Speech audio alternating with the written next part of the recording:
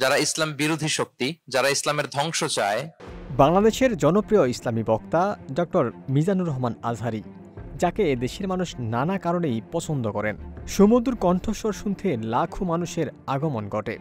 বিগত সরকারের আমলে তাকে দেশ ছেড়ে মালয়েশিয়ায় চলে যেতে হয়েছিল। তবে রাজনৈতিক পট পরিবর্তনের পর তিনি দেশে ফিরে আসেন। বিভিন্ন জায়গায় মাহফিলেও অংশ নিয়েছেন। অনেকেই হয়তো আশা করেছিলেন তিনি বোধহয় এবার সংসদ নির্বাচনে অংশগ্রহণ করবেন, সেরকম গুঞ্জনও উঠেছিল। এইসবের মাঝেই নতুন খবর, বুধবার আগামী সংসদ নির্বাচনে ঢাকা-৫ যাত্রাবাড়ী ডেমরা আসনে ডক্টর মিজানুর রহমান আজহারীর প্রার্থিতা আনুষ্ঠানিকভাবে ঘোষণা করেন বাংলাদেশ জামায়াতে ইসলামের আমির ডক্টর শফিকুর রহমান।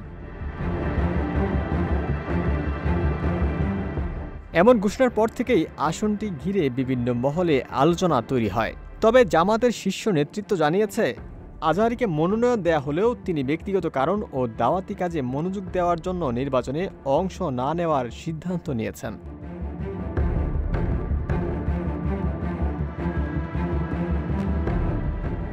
এই সিদ্ধান্তে দলীয় মহলে মিশ্র প্রতিক্রিয়া দেখা দিয়েছে। কেউ কেউ মনে করছেন তার ব্যাপক জনপ্রিয়তা ও তরুণদের মধ্যে গ্রহণযোগ্যতা ভোটের মাঠে নতুন মাত্রা যোগ করতে পারত।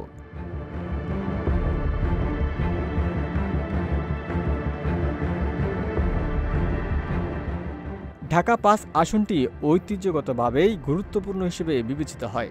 আসন্ন নির্বাচনে এই আসনে নতুন প্রার্থী মনোনয়ন দেওয়ার বিষয়ে দলটির নীতি নির্ধারকেরা পূর্ণ বিবেচনায় বসেছেন বলে জানা গেছে।